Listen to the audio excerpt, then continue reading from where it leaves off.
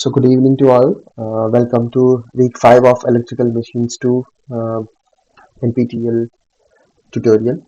Today we will be discussing the very important concept in electrical machines, any rotating machines, that is rotating magnetic field, and also how it is generated, like how it is helping a machine to rotate, all those very important concepts. So I request everyone to stay focused in this lecture and interact as much as possible. So it will be an interesting concept. So it is really interesting to see how rotating magnetic field forms in a machine, like how it helps the machine to rotate in any direction of our choice, either clockwise or anti-clockwise. How the magnetic field is produced and how it becomes rotating. Some very interesting topics we will see today. So with that note, we will start. So we have a machine. Let's say three-phase machine. So let's assume we are having a machine with a balanced three-phase winding. So when I say balanced means supply. When do you call a supply being balanced? If the supply is balanced means it is having a supply alternating supply with each phase 120 degrees displaced and in space, and also magnitude is same, the amplitude, the magnitude of the voltage. So then you call a supply is a balanced. So I'm having a machine with a balanced three-phase winding. So let me just see such terminals how they look. So I'm taking three phase, means you can take ABC, RYB, anything. I'm taking RYB. That's a usual rotation we take for a three phase terminals. So I'm just drawing three simple, I mean, coils. Three coils means three phases. So let's say this is the start, R1. So this will be R2. So this will be Y1. So this is the start of phase Y, and this will be Y2. And if this is the start of phase B, that is starting of phase B, this will be B2. Why I have placed in this fashion the displacement. Can anyone tell why it is being placed in such a fashion? It's because I told the three-phase winding is a balanced three-phase winding. When I say balanced, each coil in each phase will be displaced 120 degrees electrically apart. So let's start. So the concept today we will be discussing is rotating magnetic field. The name itself says that we have a magnetic field and that is rotating in nature. So usually we call it as RMF. And now within that we are seeing a three-phase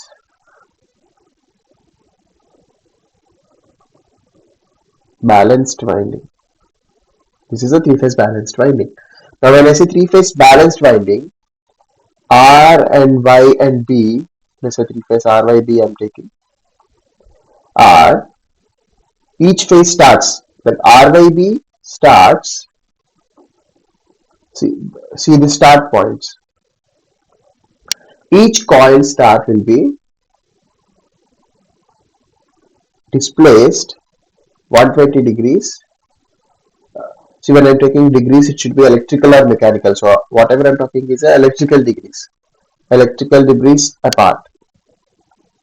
Now, see, each is 120. So this is 120 and this is 120 and this is 120. So total it will be 360. So total 360 degrees electrical in space spread across. They're spread across 360 degrees electrical in space with 120 degree between each phase. It is a balanced kind of winding. So let's connect these three. These are not connected if you see. Okay, let's connect these in a star connection. You know star connection, right? Like let's say these are three windings. These are all the starts R1, B1. Now, when it's a star connections, we will usually join the ends of each phase. These are Y2. So these three we will short it. So this is a star connection. If it's a delta connection, we will join the end of one coil to the start of another phase. So let's say like this you will have. Let's say if it's a delta. Now what we are connecting, we are seeing first a star connection. So each coil ends will be correct. So that's why I placed in this manner. I'm taking starts here and ends will be R2, Y2, B2. So let me connect these two.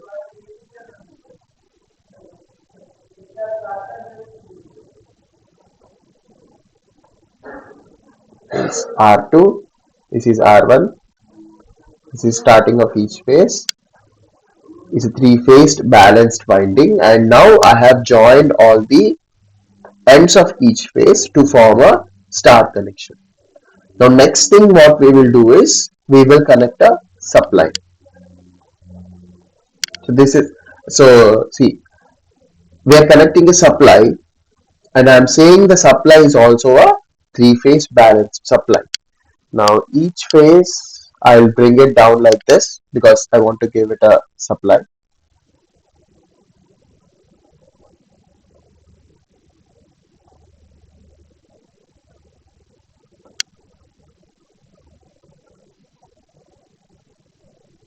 Now this is a supply end. This I will connect to a three-phase supply. See, supply terminals also I am taking it as a RYB.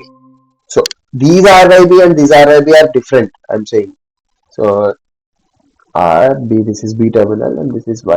So whatever these terminals are now, so these are supply terminals. So this R is not this same as this R. This R1, R2 are the coils R1, R2, but these RBY are the supply terminals of RYB. Now see, these three coils are balanced and my supply is also balanced. Now we have connected a voltage supply to a three coils which are balanced. So what will happen automatically? What should happen according to your understanding when we connect a coil balanced three-phase winding coils to a three-phase balanced supply? What will happen? Now we expect that all these three coils to be draw a time varying current. Since my supply is a three-phase alternating supply, I am expecting that these three coils being balanced, I am expecting these three coils to draw time varying current. So I'm just marking the currents here. IR, IB, IY. So small I denotes the instantaneous current, and of course that's a time varying current. I'm giving a time varying voltage. I'm expecting the time varying current to be drawn. Now R and Y and B will be carrying all these three currents. They are definitely a sinusoidal currents displaced in time by 120 degree. So this is what happens after connecting in Y connection. What I did, I connected a supply.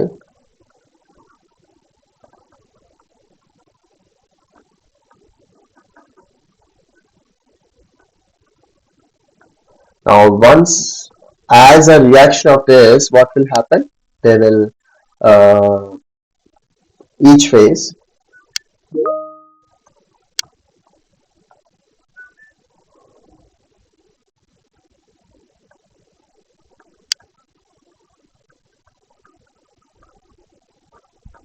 will draw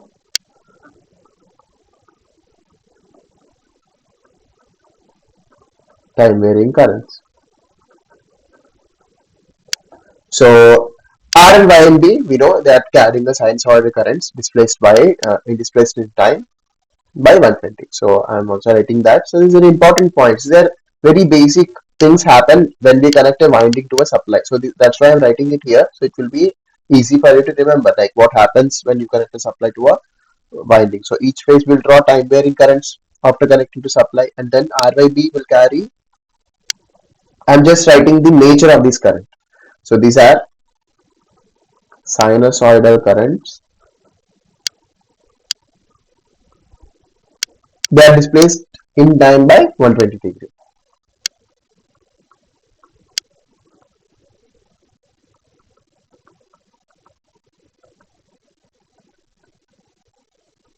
Right. Now, here comes the important question. When coils are carrying time varying currents, what is the magnetic field that is being developed in the air gap? Air gap means whatever it's around the coil, air gap, whatever it is there. Now, what is the magnetic field that is being developed? I mean, air gap, when I say air gap, you have to assume that, let's say you are standing at a particular theta position. We talk in terms of space angle. So these coils are displaced in space. Each coil has 120 degrees apart. Now, in that space, assume yourself you are standing at a position which is theta degrees from the any phase. Let's say from the R phase, we take a reference and it's a theta degree position in space. And like we want to see what is the field there at that position, what is the field you are experiencing in that position. So that's what you are trying to find now, what is the magnetic field in that air gap. But what you know this, right? The field whatever you are experiencing at that position, that is being contributed by all the three windings, because all the three windings are carrying current. Current is flowing through the coil has some turns N and I, so that will give rise to some field. So all the three windings contribute to the field because all the three windings are carrying the current. Therefore, at a given instant of time, we want to calculate the resultant magnetic field. So now we understood that each coil will contribute to some field. Now, if you want to calculate the total field, that is resultant magnetic field, you will calculate the field that is being developed by individual coil, and then you just add it up to get a resultant magnetic field. So that's what we will see. Now we will calculate the individual field and then add them up to get a resultant magnetic field. So to calculate the resultant, we have to go step by step, like coil by coil. Now let's take uh, R coil first, and then we'll see what is the flux developed, and in similar fashion we will do it for the Y and B. Now see, let's take coil R.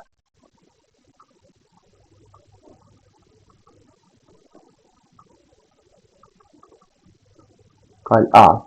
Now this is coil R. Now I know this is R1 and R2. I am flowing a time varying current. Before that, let's pass a DC current, IDC. I'm just saying this because when this was not invented at all, like when AC current was not came into picture, like we can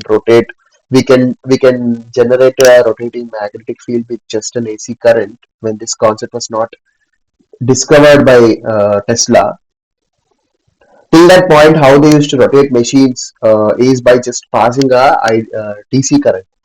So see, we ultimately our aim is to make the machine rotate. Mechanical movement of machine is what required. Now, till the point we have discovered the AC current. Previously, people used to pass just a DC current. Now, see, when we flow a DC current, what happens? There also a sinusoidal magnetic field will be produced. Like we know that like see, for this current, when it passes to the coil, this is what the B field is what produced. Now, if this is due to IDC current, let's say for suppose the 0 and it's pi and this complete 2 pi and this is theta. I mean, this is space angle. So this is how a sinusoidal flux will be developed. You can say it's a field. This is how the field will look like. Now, see, this is how the distribution of B will be in a cap and a coil. Now this maximum value of B, whatever you are seeing now, this is what B max. This maximum value, this has to do with the Ni, as I told, current and the number of turns in a coil. So the B max here is dependent on n comma I. Whatever the magnitude of I is, whatever magnitude of current and also the number of turns that will contribute to the let me just yeah, that will contribute to the field that is being produced. Now, what if I just half the current? See, IDC is in this case, I'm just making it half, IDC by 2. So maybe I will just get a half of it. This one. This may be B max by 2, right? But still you will get a sinusoidal field, but you will get half of it. See, that's what you will see. You are having a different values of B for different values of current, IDC by 2. If current keeps on varying, you will get different values of IDC by 2. Now, let's see the same concept in the alternating current. Now, we have considered coil R. Now, we can apply the same for the time varying current. I will take a current which is time varying, not a DC current. I of t, it will have a maximum current I max and a sine component or a cos component. Anything you can take, sine omega t or cos omega t, based on your calculation, uh, whichever it is easy for you. So I took a sine component of a I max. I max is the maximum current. Now I have passed this in the coil R1 and R2, R coil. See, now if we look into field distribution in it, how it will be very interesting. Now so this is B and this is some theta. This is only for one current. See, this is I max now. This is the maximum current. So this is responsible for I max. But as you see, this IoT is time varying. Always it is this magnitude goes from plus max to minus max, right? And then it will go for another current just below it. It will go like this, and it will after that it will go like this. And because it's an alternating current, you will get different currents. Now after coming zero, it will be have a zero current, and then in the negative direction.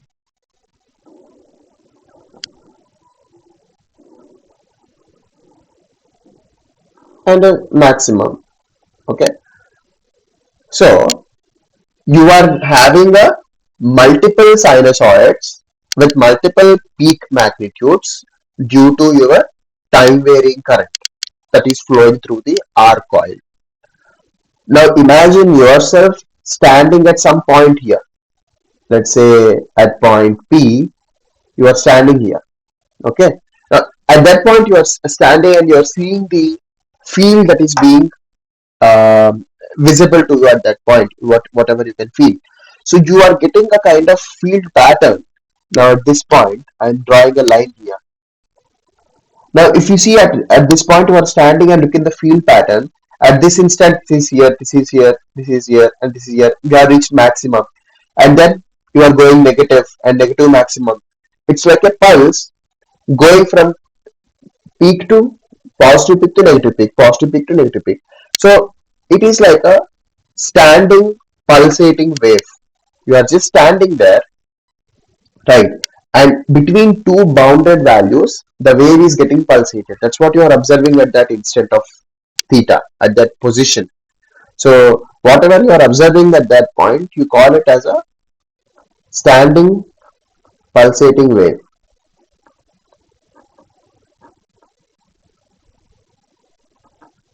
It's very important. At particular point, you are not moving. You are seeing the standing pulsating wave. No movement. It's not moving from left to right. There is no this kind of movement, but it's kind of moving in top and down. So, but it's standing there and it's changing its amplitudes. Now at that position B, now if you want to like see the field because of R, we saw now. If you want to see the similar pattern for Y and B, because all three are carrying time varying currents.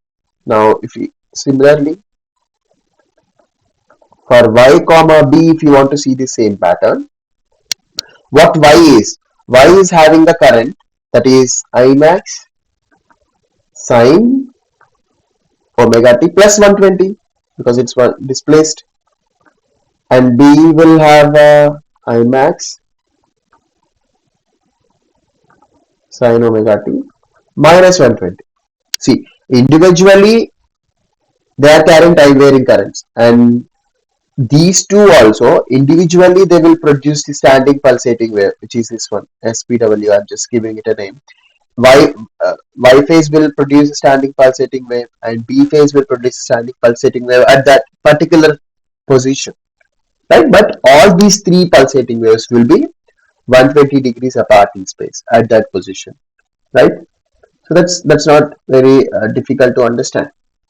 So now let's calculate the value. So what it is, how much it will be, what is the resultant field, what we can calculate. So let's calculate that. It will be very interesting if you see the resultant, whatever it is. It will be it is really good to see how rotating magnetic field comes when you just put things into perspective. Okay, so I'm just taking the currents here. So as I said, you can take cosine term or a sine term, but I'm taking cosine because it's simple for the calculations. For advantage in the calculation, I'm taking a cosine term. So IR, time varying IR current is, let's say, cos omega t. So write the same time varying currents for Y and B. I max cos omega t minus 120.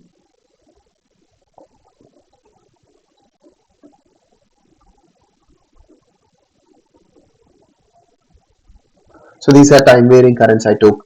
Now because of IR, the magnetic field produced, we will call it as just terming as small br, and you will have by, and you will have bb. So this is the magnetic field produced by each term. Now if you see the sinusoidal term that is produced by br, we know it's already sinusoidal. Now current is also having a sinusoidal. So I max causes B max cos omega t, and it's a cos theta. So this is the cosine of the sinusoidal, which is space angle, which we just saw the uh, figure. Now don't confuse here. So theta is what is a space angle, but omega t is the time, whatever time variable for these currents you have taken. Now By will be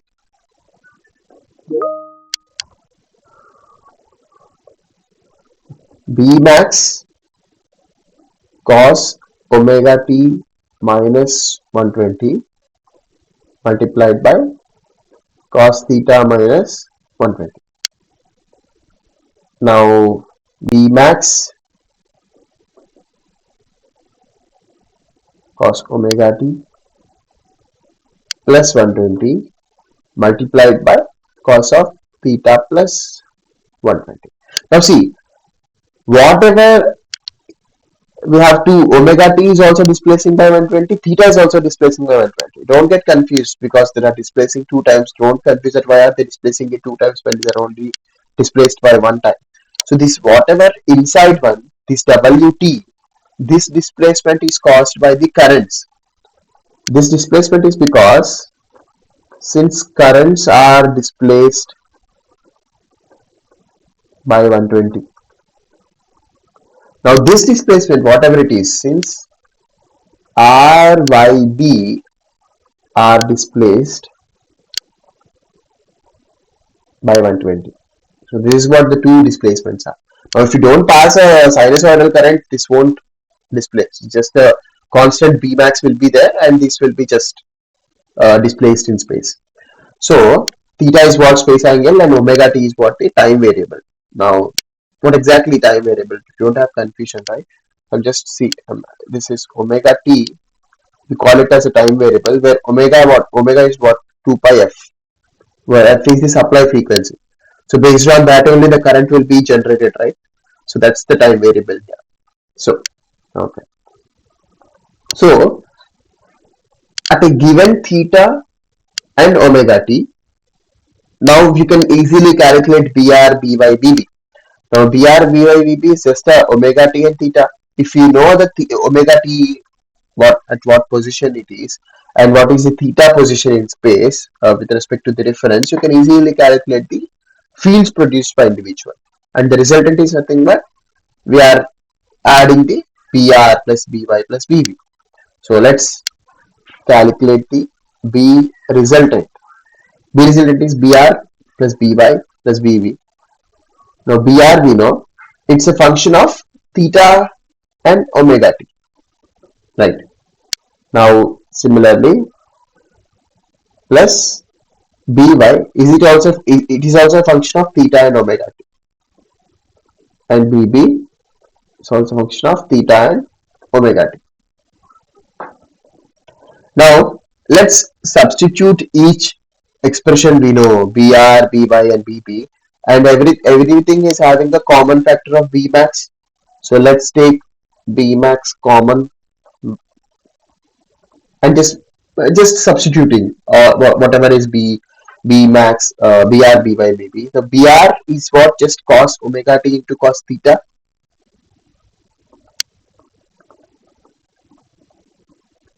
So by is nothing but a 120 degrees displaced terms.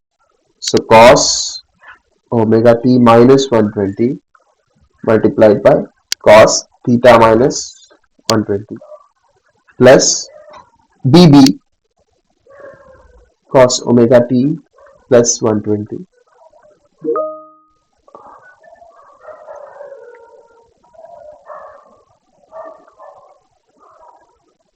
cos omega t, sorry, it's theta plus 120. Okay, this is what B resultant is.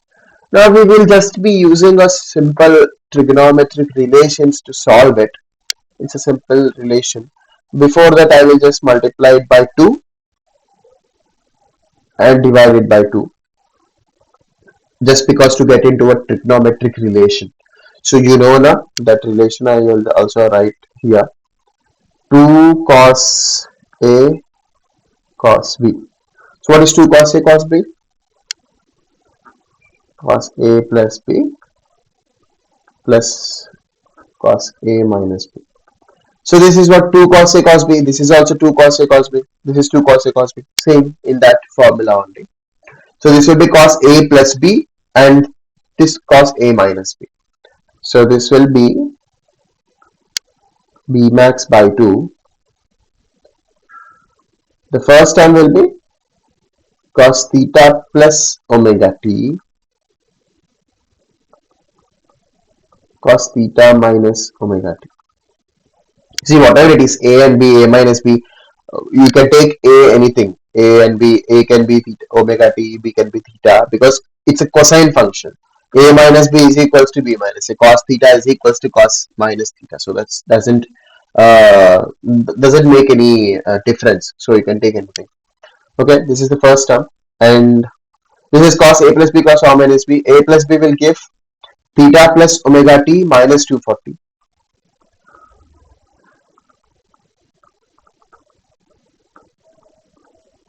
Plus cos a minus b. If you take a minus b, it will be cancelled out, theta minus omega t.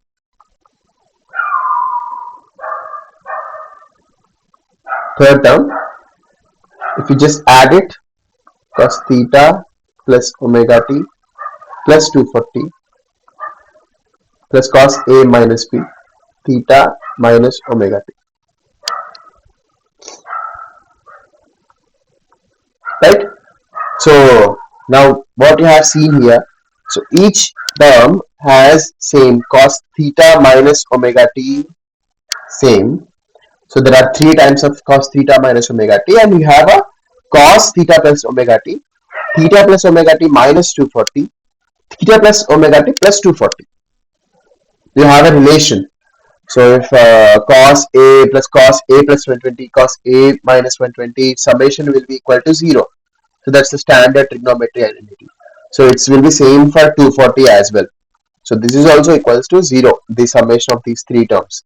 If you want to bring it to 120, you just add and subtract 360 to it, because I'm just writing it here. If you see theta plus omega t minus 240, I'm just taking this term, I'm adding 360 and subtracting 360. So if you see 360 minus 240 is what? Plus 120, right? Now what it will become? 360 minus of theta plus omega t plus 120. So cos 360 minus theta will be what?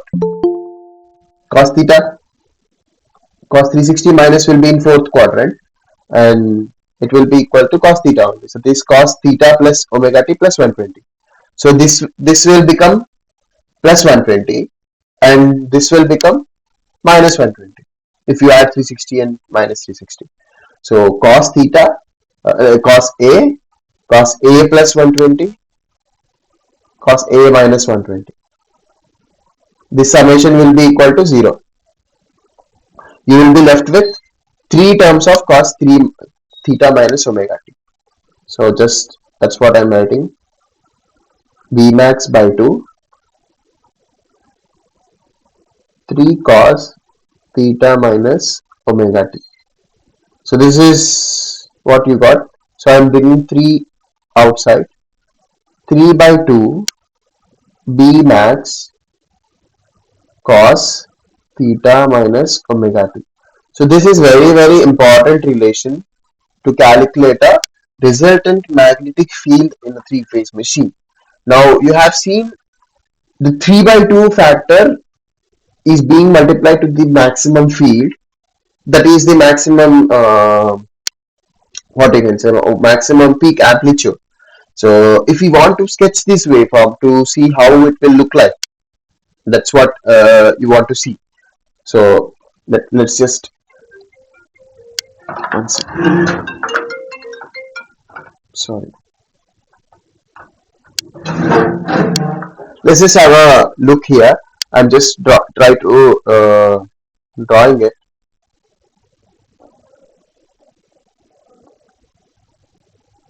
I just want to show you how this max resultant will look like if you want to sketch it. Now B resultant, whatever we got, it's a function of theta comma omega t is equals to 3 by 2 B max cos theta minus omega t, right? Now imagine it's in a space, let's say this is theta, it is starting from here, let's say it's starting it here and going it here. Now this is where omega t, there is no omega t, so 3 by 2 B max, this is cos theta. Now let's say after pi by 3 you have shifted it, the wave is moving like pi by 3 is shifted. Now there is a displacement of pi by 3 and the wave will start from here, right? Now this peak will be 3 by 2, this curve will be 3 by 2 B max cos of theta minus pi by 3. It shifted pi by 3. So if you remember the signals and systems, signal processing, theta minus pi by 3 means shifted for pi by 3. Right. Now this is like a moving in, like passing in time. Like I just substituted omega t is equals to 0. I just substituted omega t is equals to 0 here. Now B resultant what will be? 3 by 2 P max cos theta. So this one, this is this one.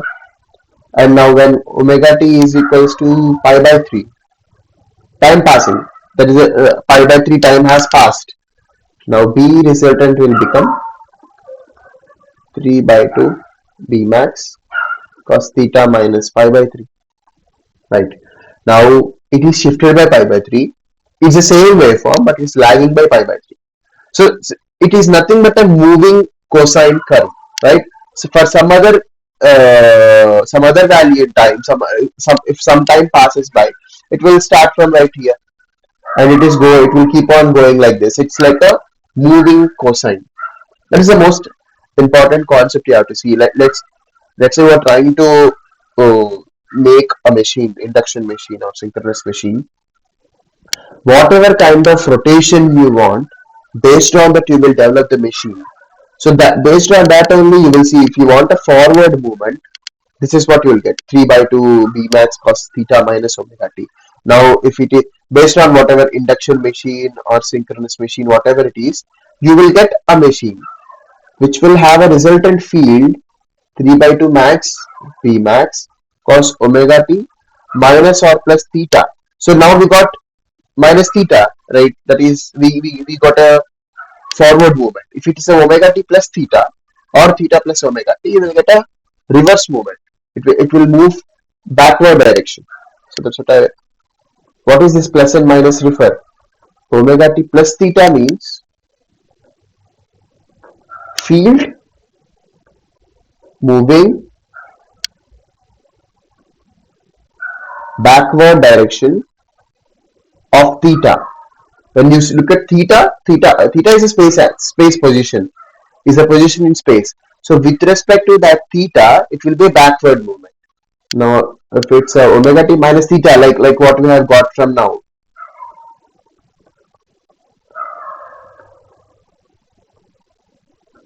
field moving in a forward direction of theta. Understood, na? So this is how you will understand like what is the movement of the machine. So we will see this point even much more clearly. Like let's see when will you get a omega t plus theta with respect to space and angle even much clearly. So let me just take this r by d. I'm just writing it in this fashion. It will be easy to relate.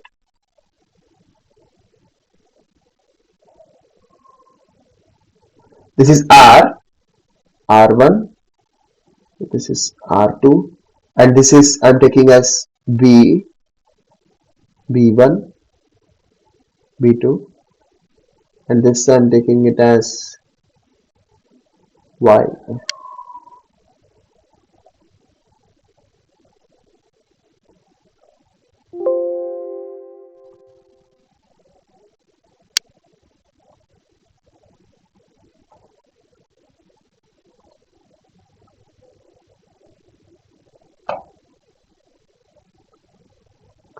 So here we have y, and here we have b.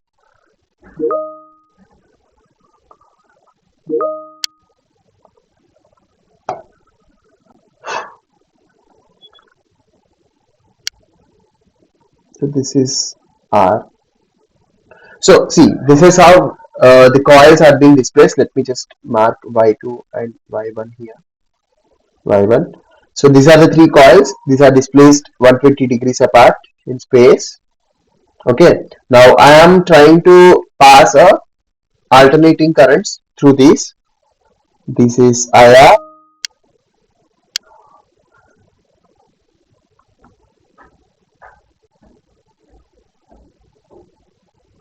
This is IR. This is Imax cos omega t, right? And this is IY.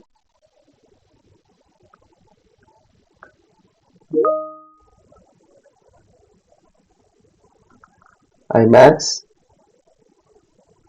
cos omega t minus 120, and this is lagging by 120, right? Y, and this will be IB, Imax cos of omega t plus 120 degree. So this is what three currents will be alternating in time and having a maximum amplitude of Imax. Now let's take a point P in space, that is theta degrees from the any reference. Okay, let's take R. This is what I'm taking as a reference, and I have taken a point P here. Okay, this is at an angle of theta. Okay, from the reference whatever I took. Now at this point in space I'm standing and I want to calculate the resultant field.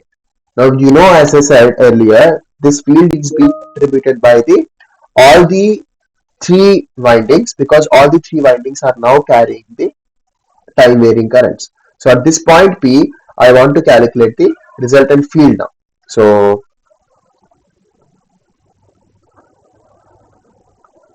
B resultant at P, that's the point of interest now. That's what I want to calculate now. Now, can someone tell me the resultant field by phase R here?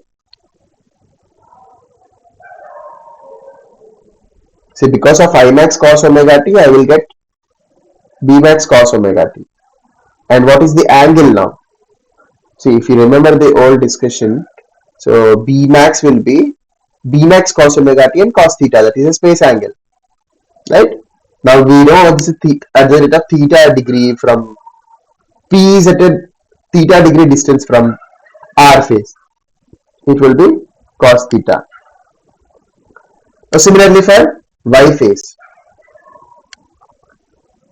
Y is here B max cos omega t minus 120, and you have a space angle term.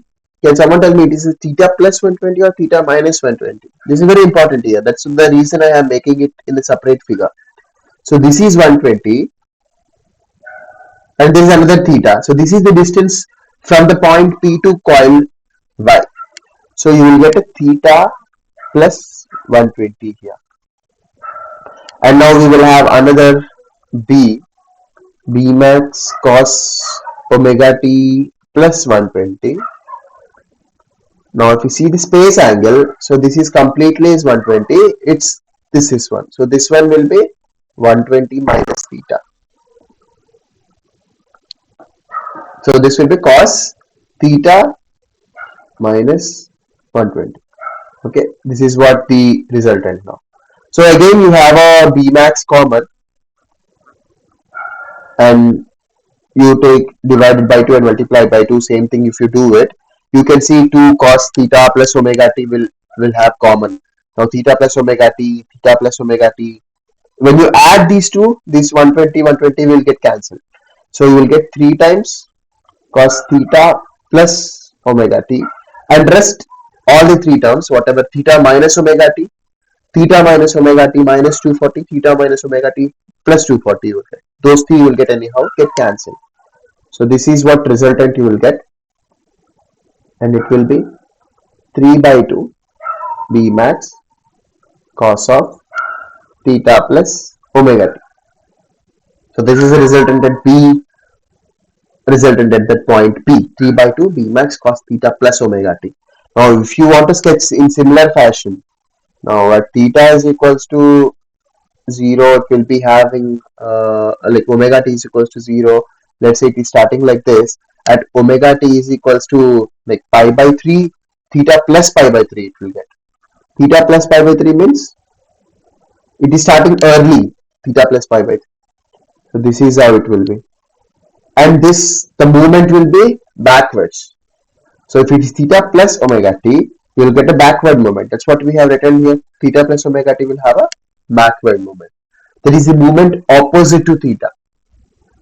Right. So this is how we saw it mathematically, how the field movement can be seen.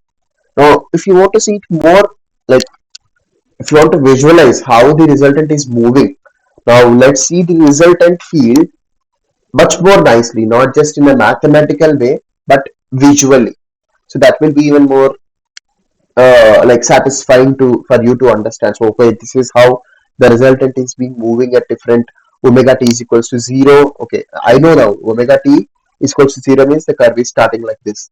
If it's theta pi by 3, just start from here or here. There is a movement mathematically you have proven. Now if you want to visualize this movement, let's look at another approach. This time we will actually see how the resultant is moving. So I'm just quickly drawing the phases here. This is R, this is Y, and this is B. Okay, and this is R1, R2, and this is B1 we took, this is B2, and this is Y1 and Y2. Okay, this is three phases. Okay. See, now what we know, if we are having the coils in this fashion, my Bmax, whatever the field produced by that particular coil, will be oriented in this fashion. Maximum field, whatever it will be in this fashion, in this orientation, it will be there. Now, whatever currents I'm passing through it, they are displaced in time by 120. That IR,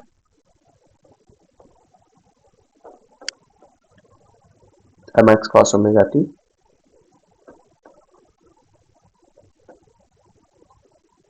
cos omega t minus 120,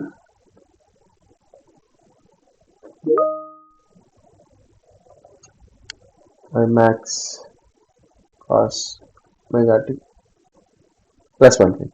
So let's take a case.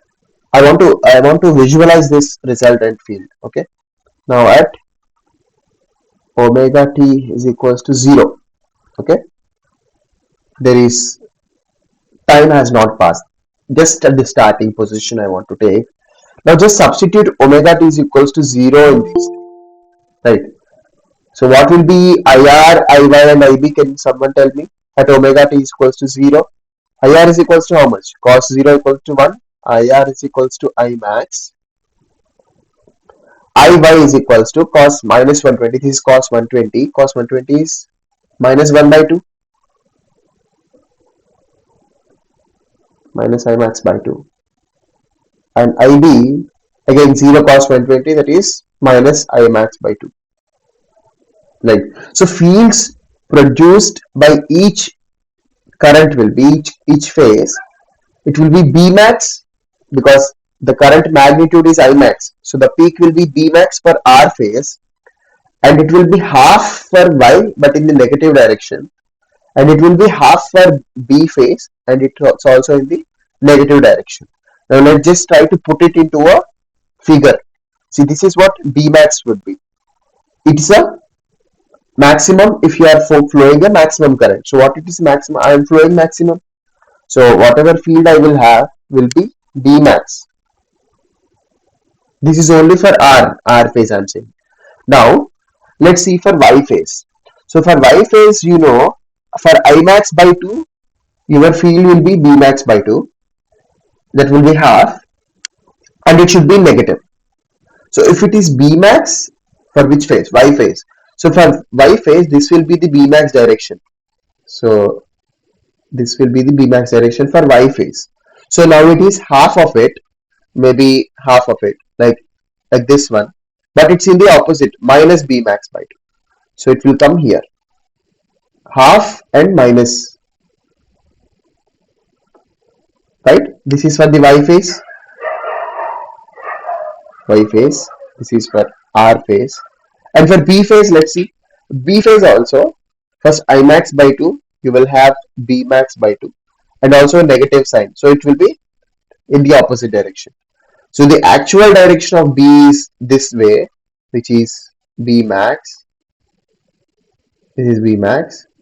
And now it should be half of it, where it is half like in this, in here, and it should be opposite.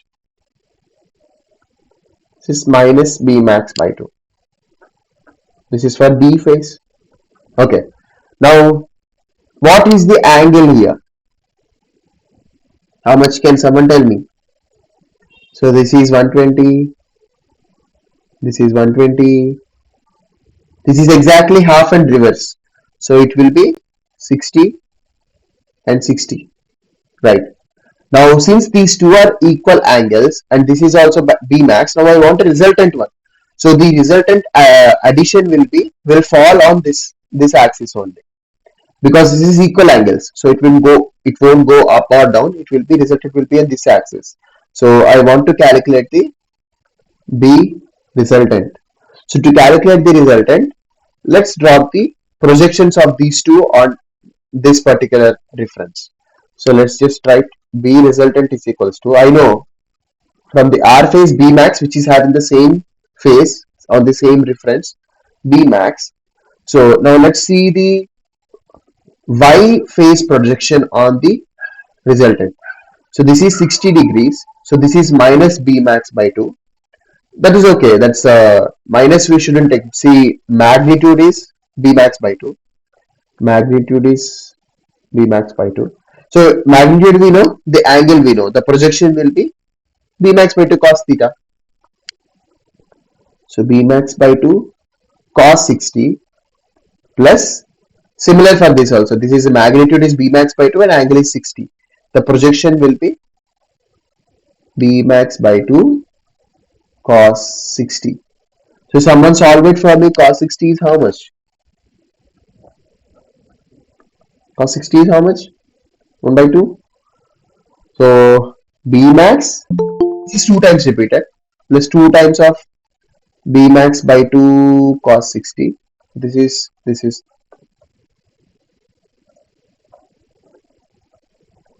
cancel. So B max cos 60 plus B max. So B max plus B max by 2, that is 3 by 2 B max. See what you got. It's a 3 by 2 B max. That is the resultant you got, right? Now the angle is not there, it's same, it's a 0. If you take the difference, it is the same. Now B max resultant is equals to 3 by 2 times of B max. If this is B max, this is 1 time, so maybe 1.5 times, maybe this is what 3 by 2 B max. So at omega t is equals to 0 case, I got my B max this one. Sorry, B resultant this one. 3 by 2 B max. Right. Now let's see the same resultant calculation with omega t is equals to 30. So then you can clearly see the rotation in the magnetic field. So let me just take the case where omega t is equals to 30. That means pi by 6. So now you remember, right? IR cos theta and IY IB. Now IR, IY, IB we will check. IR is equals to how much? I max cos omega t. So now omega t is equals to 30. Cos 30 is root 3 by 2. So it will be root 3 by 2 I max. Okay. Now what is IY?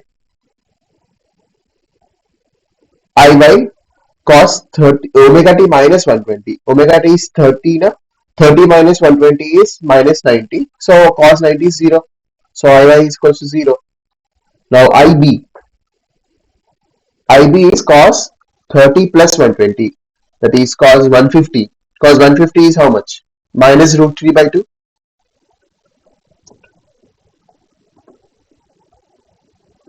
So these are the current values if at an instant of omega t is equals to 30. Now let's look at the resultants. So for R phase, I know that is root 3 by 2 B max, right? Okay.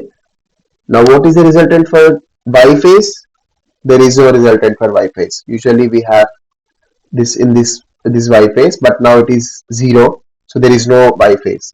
Now previously it's for B phase, this one, B max for B phase. But now it is root 3 by 2 I max, B max. That it will be root 3 by 2 B max, but in negative side because you have a negative here. Now you have a root 3 by 2 B max in negative direction. Okay.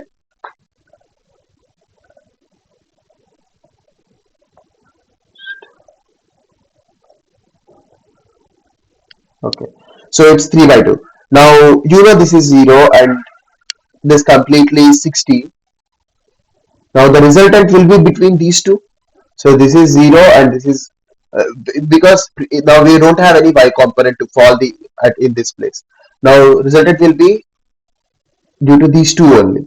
So this is 60 total degree and this will be 30, 30, 30. Here you will have the B resultant falling. Now you will have to take the projections of both to get a resultant, right? Now you let's calculate the B resultant. B resultant is equals to, first calculate the R phase, root 3 by 2 B max times the cos 30 projection. So this is 30 now. Root 3 by 2 B max cos 30.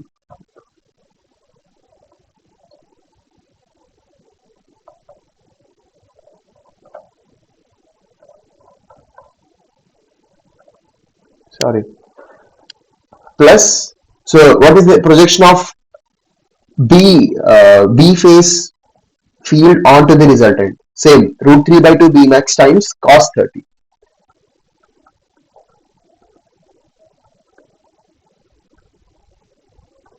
These are both same. So 2 times this one.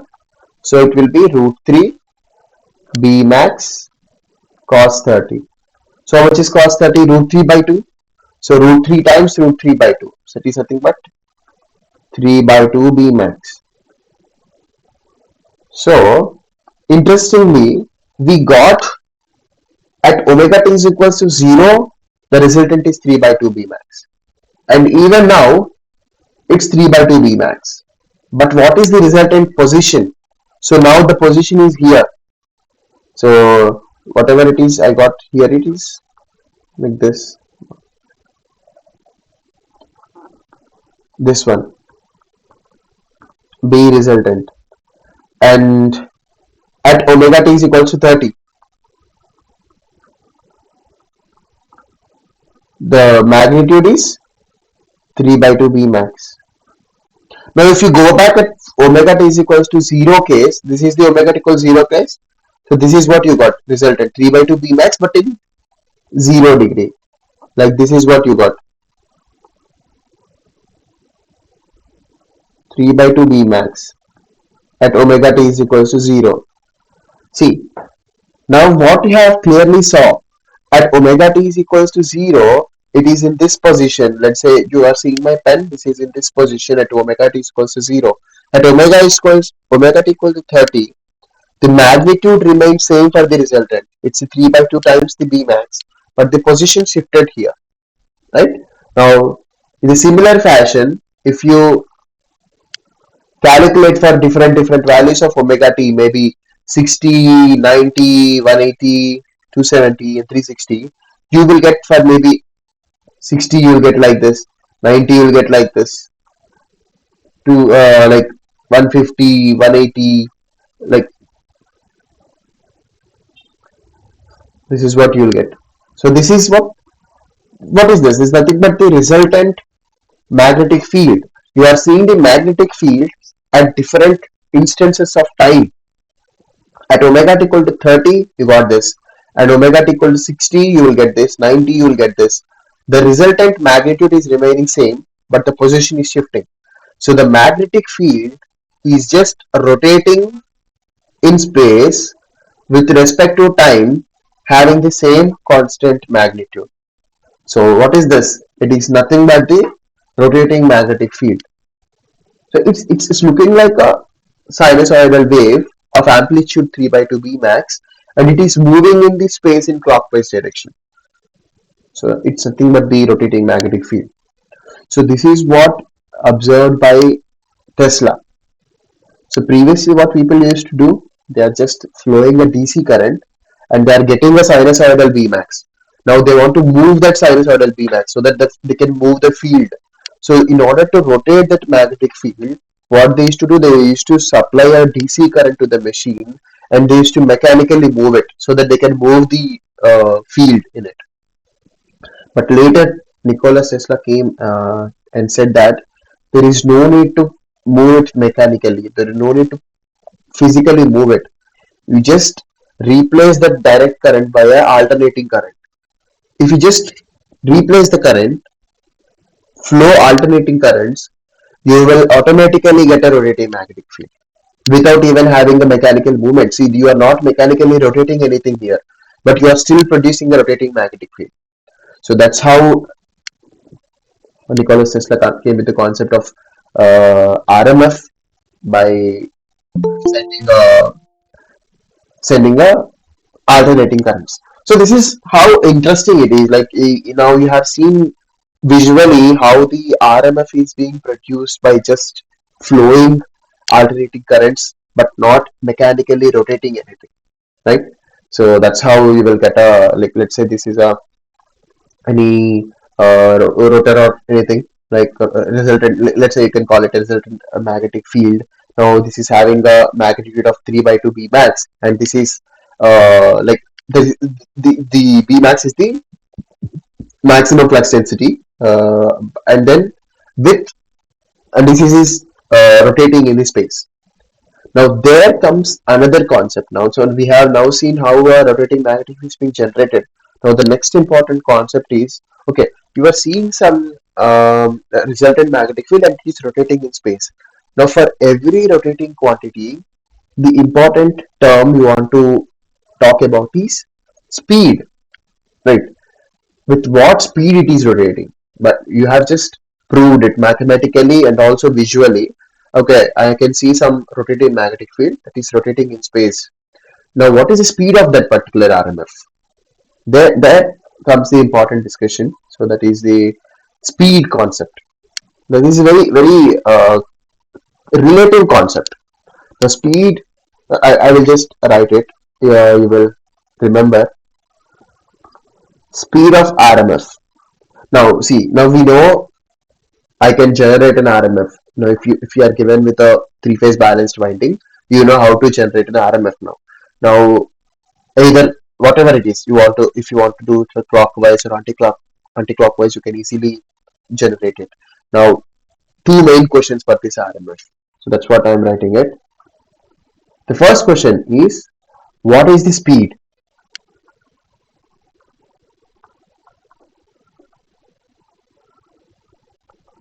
What is the speed of RMF? And now the second important question is, speed with respect to what? See, not just calculating speed. It's not just important to calculate speed, but you also have to say that with respect to what that speed is. So speed is a very relative concept. So that's what many questions you will come across in your machines theory and also in the gate examinations. So what is the speed with respect to observer, with respect to rotor, with respect to rotor field, stator field, with respect to stator, some observer on the ground. So many questions will be there. So always relate the question of speed with respect to what. So we will see that also clearly, and you will appreciate the concept of speed altogether. So now see, first question. Let's take for the first question. What is the speed of RMS? We will just give it a formula, like how to calculate the speed. Okay. So now we are talking in terms of omega usually, right? This is this much radians per second. You also see omega t. Till now we discussed in omega t. What is this omega? Now the speed is omega, which is called radians per second. This is unit of omega, and I'm keep reminding you it is a electrical omega radians per second. Now we know that omega is also can be represents as 2 pi f, right? Now what is this f? It's nothing but the supply frequency. What is the unit of supply frequency? It will be in hertz, right? Hertz means what? What is the basic definition of frequency? Cycles per second, right? Frequency, the definition of frequency is nothing but the cycles per second. So you also term it as a cycles per second or RPS, it is rotations per second. Now, therefore, I can say the speed of my magnetic field is F RPS, that is F rotations per second electrical. Now let's say you have a machine like it. These are the slots and windings, you have kept everything, and you have a field produced like this. It is moving in space. Now this is what stator, right? Stator is always stationary. That's why the name itself is stator. It is always stationary. Now you have wounded the coils on the rotor. We have given the supply to the stator, and then the rotating magnetic field is produced, and the B is rotating in clockwise direction. Okay. Now the speed of B will be F if I want to say it in RPS unit. Okay, RPS electrical, right? But in realistically, you don't speak in electrical speed. So whatever you are seeing is a mechanical machine. So you want to talk about in terms of a mechanical speed. Now this speed will be speed of whatever this is rotating magnetic field in mechanical. What it is, if you want to convert electrical into mechanical, what you will do? You will multiply by the pole pairs. Like now I'm converting electrical to mechanical. So into 2 by P. Now this is what you are calling it as a MS. So now this is the mechanical speed. It's in the rotations per second (RPS), right? So same unit, but it's in mechanical now. I'm just writing it here. Mechanical speed 2F by P and RPS. This is rotations per second. If you want to calculate rotations per minute, usually that's how you listen, right? RPM, that RPM, X RPM. So you will multiply by 60.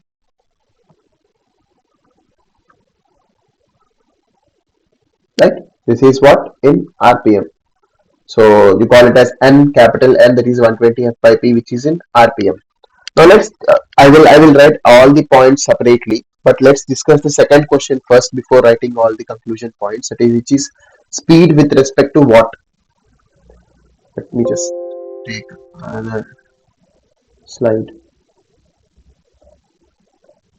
This is what important concept is, speed with respect to what?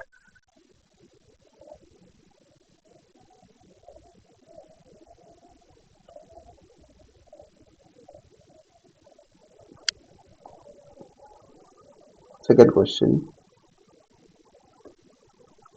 Speed with respect to what? Okay. So here I know now my speed is ns is equals to 2f by p. That is with respect to the structure here. That is what my stator. Now I have a stator here. This is stator. This is structure. This is stationary structure. And with respect to that, I am saying that it is rotating at a speed of 2f by p, mechanical speed. That is what I calculated, which is RPS, right? NS. Now structure means that is where the house is winding, is housing the winding. Let's say we have a balanced three-phase winding on a rotor. Currently, I'm not moving my rotor, and then I'm energized it with a three-phase supply. Okay, so this is what my machine. I have placed my rotor windings on the rotor, and I'm currently my rotor is also not moving, and I gave a three-phase supply to it. So what happens then? So then not energized by three-phase supply, and then ms. Then I saw my speed ns 2f by p with respect to the structure, which is rotor here. Now, if someone is sitting on the rotor, they will also say that okay, now since it is not moving anything with respect to stationary stator, then if you just give the supply, then you can say the speed is ns, which is 2f by p. Now, whatever it is, whoever is sitting on the stationary structure with respect to stator, now they will see a rotating magnetic field that is rotating, which is with a speed of 2f by p. That is, what is the units for it? Rotations per second, which is in mechanical speed. That is what he will also say that whoever is the person that is sitting on the rotor, he will conclude that okay, with respect to me, I am seeing a rotating magnetic field which is moving at a speed of ns. Now let's say we are moving the rotor. Let's say we have with a prime mover or something, whatever it is. Now there is a movement in the rotor I have observed, that is ns. Okay. Now when I've moved my rotor also with some speed, a stationary observer, like now he is not on the stator anymore. Now he is stationary, he is looking from outside. Now with respect to him, what is the speed of the RMS?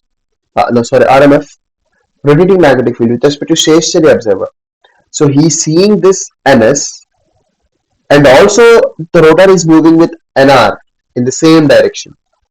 So the both speeds are adding to it, and then he will say, okay, now it's not NS. Now I can see NS plus NR as the speed of RMF, because two speeds are now here. Now if I move my rotor in the opposite direction, NR, now it's become relative. So one speed is moving clockwise, that is my actual field speed, and one speed, which is rotor speed, it's in the anti-clockwise direction. So then if you ask the stationary observer what is the resultant field you are seeing, now he will say ns minus nr or nr minus ns, whichever it is greater, that is the uh, modulus of relative speed between rotor and this speed ns minus nr. Then he will say, okay, that speed of rotating magnetic field with respect to me will be ns minus nr. RMF. These two are with respect to stationary observer. Okay. So this is what speed with respect to means. Now we will even discuss all the fields with respect to what I will just note down all the points in a separate slide. I request everyone also you to note at least these points, because this will be very key points. Let's say I have a induction motor. I'm taking induction motor because the rotor will not be the same as stator. So there will be a difference in speed. There will be a slip concepts, right? So that will be easy to note down different points. Okay. Now my stator is there, so it's always stationary, right?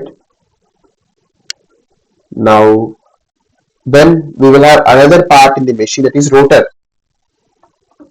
It will be rotating, so it will have some speed, an r. Usually we say the rotor speed, right? So next point we understood is both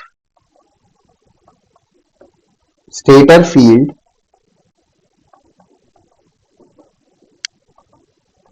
and rotor field rotates with synchronous speed, that is ns. Let's take capital NS if it's in a rotations per minute. You see, stator field, rotor field, both will have synchronous speed. I'm not talking about the movement of rotor, but the fields of both. Now, when you have the windings wounded and you have given a supply and you have not rotated the rotor mechanically, now you can see the rotating magnetic fields produced by both stator and rotor will have the same speed, ns. Now comes the concept of rotating this rotor, which is rotor speed. So it will have nr, right? So it will always be less than synchronous speed because it's an induction motor, I said. So ns. So there the difference comes the slip concept. So where nr, we used to say nr is equals to ns into 1 minus s, right? Now the next point is relative speed between rotor field and stator.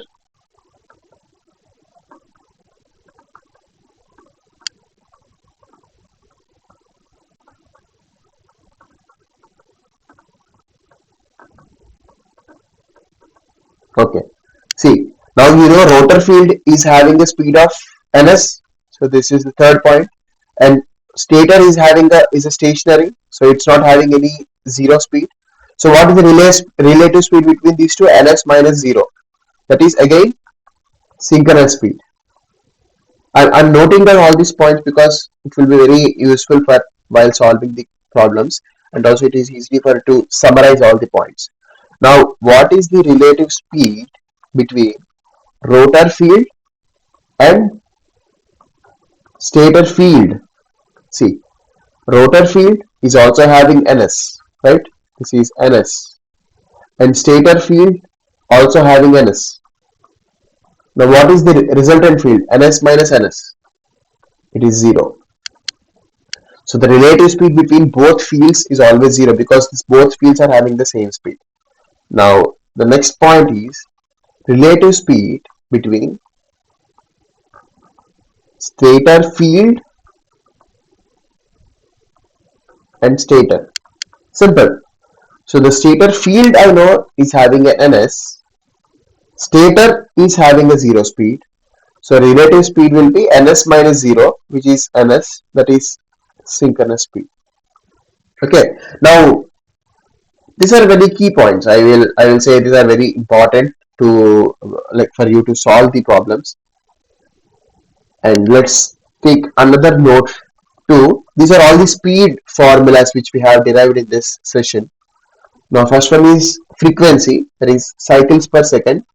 We are having units hertz or cycles per second, which is we are saying as rps electrical. Now if we are talking about rps mechanical, now we are taking it as ms multiplied by pole pair, which is rps mechanical, right? Now comes the capital ms, we are converting it into a rpm. It will be 120 f by p, it is rpm, is also mechanical. So next one is radians. Let's see what it is in radians. This is omega s, that is 2 pi f, but it is radians per second, which is sorry electrical. Now if you want to see it in a mechanical, again you have to multiply it by 2 by p. Now omega s is equals to 2 pi into 2f by p. So you have converted this radians per second electrical into mechanical. So usually in problems they will ask another thing also, not just radians. They will ask for in degrees per second. So if you are there asking in degrees, you can't write 2 pi anymore. You have to convert that into 360. 360 f. It is a degree per second electrical. Now same thing if it is a omega s, but in mechanical, 360 into 2f by p, that is degree per second mechanical. So these two notes, this is speeds with respect to watt, and this is the speed of RMF. Just basic formulas. These two notes are very important. I hope you have noted down with me, or else you can get it from the video or next document later. But these are very important while solving the problems.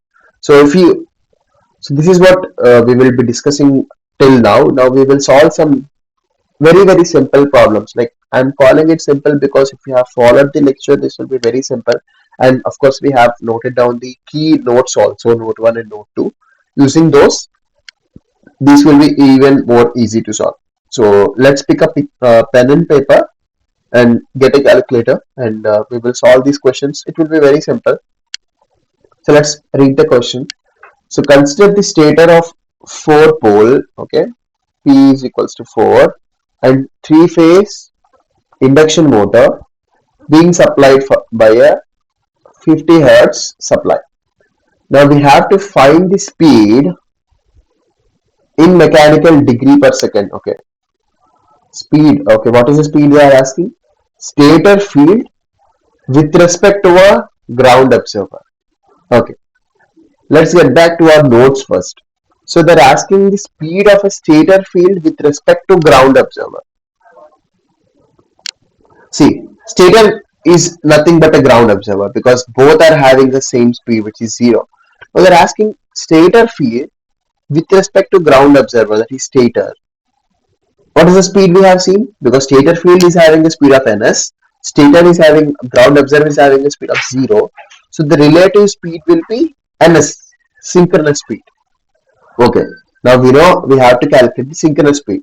But ns or small ns or ws, that we will get from the question. So they're asking to calculate omega s because it's in the mechanical degree per second. So let's get back to our note 2. Mechanical, so these two are degree per second and this is mechanical degree per second. So it's a 362 by P. So omega s is equals to 362f by P. So everything is known in this question, 360 and 2 multiplied by frequency divided by 4. So how much is this? 9000. 9000 degree per second mechanical. So this is what omega s, which is synchronous speed, which is the speed of the stator field with respect to a ground observer. So I hope this is understandable and straightforward for you. If you remember the uh, points, that is the note 1 and note 2. The second question, if the rotor is rotating with a 5% slip, okay, now we have given a slip information. That means the rotor is having a speed different from the synchronous speed. Okay. Then find the speed of the rotor with respect to ground. Okay, this is just calculating the NR, right? NR, is always less than synchronous speed, and we already noted it down in the note 2. If you see note 1, sorry, that is NR is equals to ns into 1 minus s. That is the speed which you have calculated. So NR is equals to ns into 1 minus s. But what is the unit of NR they have asked? Mechanical degree per second. So again, to calculate NR in mechanical degree per second, you need to calculate NS in mechanical degree per second. But in the previous question, we already calculated that mechanical degree per second, which is 9000. So it's just nothing but 9000 now. 9000, 1 minus slip. Slip is 5%. So 0.05. So if you calculate it, you will get a 8550 degree per second mechanical. So this is the speed of the rotor with respect to ground. Ground means 0, so it will always rotate with a NR speed. So let's get to the third question. So here we are asking to find the frequency of the EMF induced in the rotor. So yeah, it's simple. It's just a slip frequency, right? Rotor will always rotate with a slip frequency. So if your supply frequency is F, your rotor frequency will be SF. Now you know already slip is 5%. Now what is the frequency? That is SF, which is 5 by 100, which is 0.05 multiplied by what is the supply frequency? It is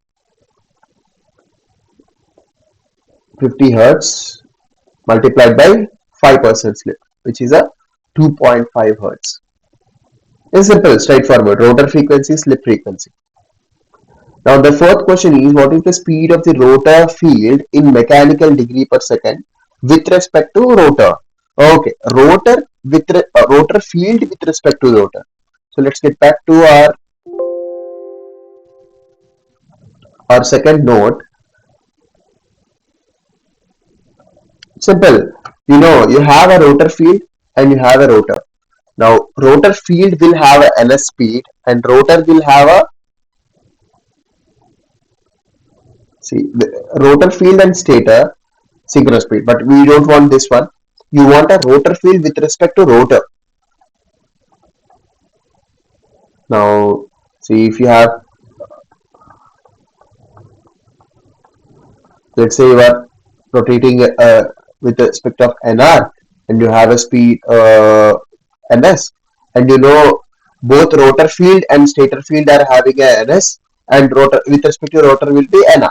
So the relative speed will be ns minus nr. You always know nr will be less and ns will be more. So ns minus nr, that's what you need. Ns minus nr, but you need it in the mechanical degree per second. So in the previous questions only I have calculated this. NS is 9000 and NR is 8550. So if you just take difference of it, 9000 minus 8550. So it will be a 450 mechanical degree per second. It's just you have to see the note 1 with respect to what? Rotor field and rotor. If it is rotor field with respect to stator, it's directly NS because stator has zero speed. Okay, now the next question is that this is what we are talking about. Now the rotor field with respect to ground. So ground is having a speed of 0 and the rotor field is having a speed of ns. Now the relative speed will be ns minus 0. It is ns only. Now we are having in the mechanical degree per second, which is nothing but omega is 360 into 2f by p, which we already calculated first. So this is nothing but 9000, right? So the answer for this question will be 9000 mechanical degree per second. That's it. Now one more question we will see. At what speed this rotor would rotate under absolute no load? Okay. See, this concept of no load and load is coming means there is a slip concept. So slip comes when there is a load. So see, now now from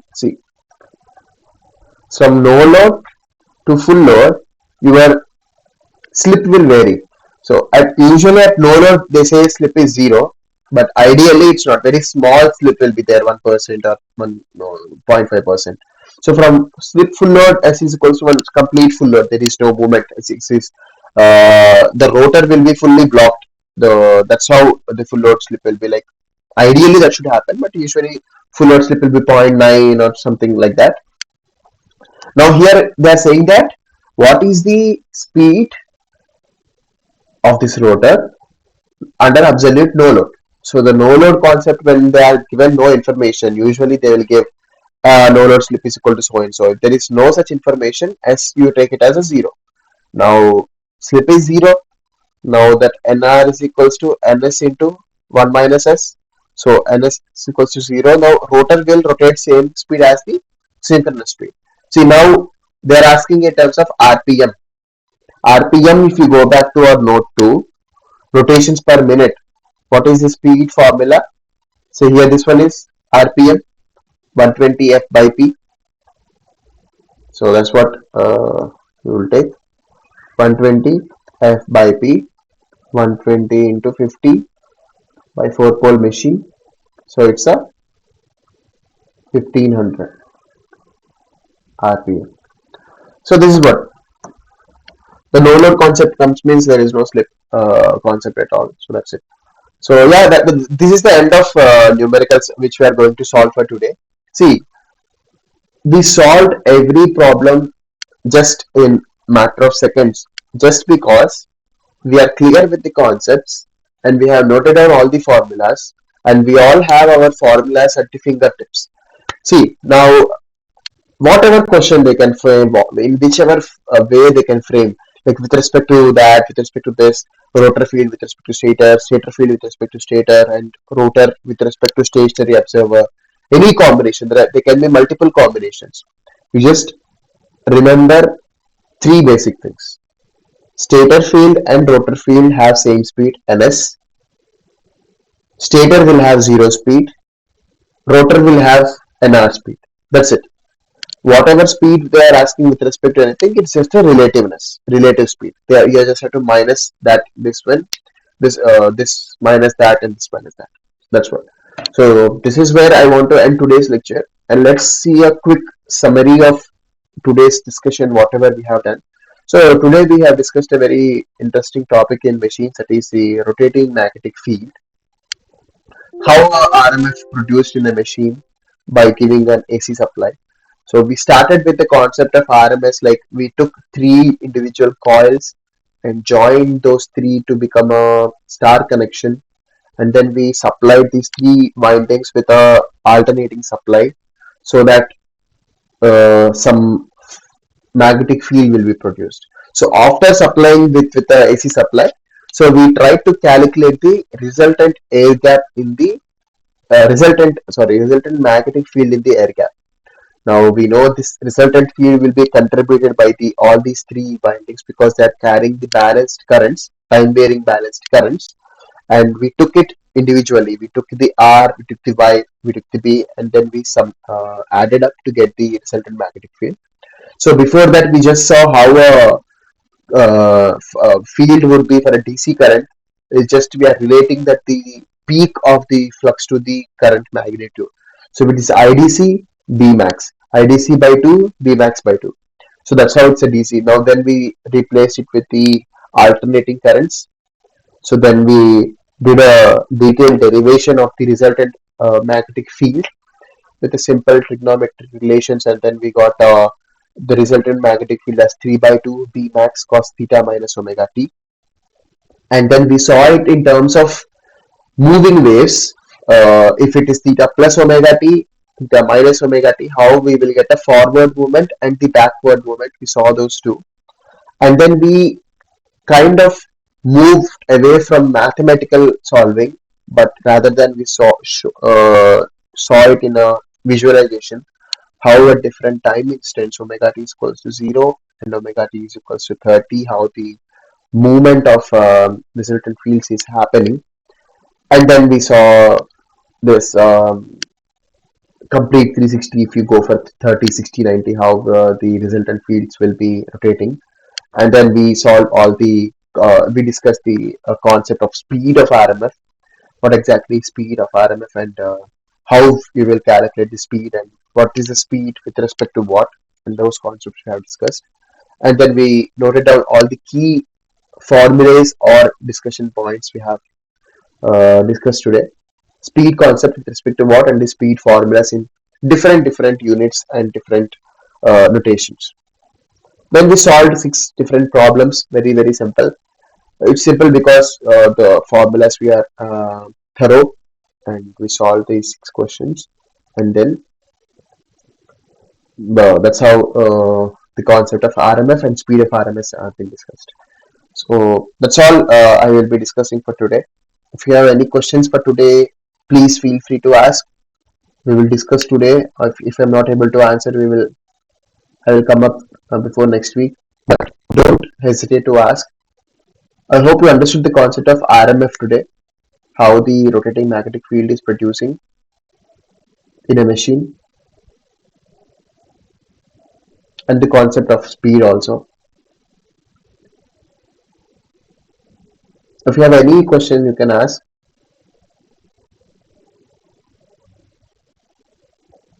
Okay, even if you can't think of any questions right now, if you have any questions in the after this session, if you have just thought of any question later, you can just put that question in the discussion forum in the course portal. There also we will try to get back to you before next week. But don't forget to watch these videos, lecture videos, and understand the concept of RMF. Right, it's very important because it's the base of any machine. So you should be clear with the RMF topics, and it's very important for gate as well. So yeah. Okay, so if you don't have any doubts, we will end the session for today here, and we will meet next week the same time, 6 to 8, next Tuesday. So thank you all for patiently attending the session and participating in the discussion. Thank you all. See you next week.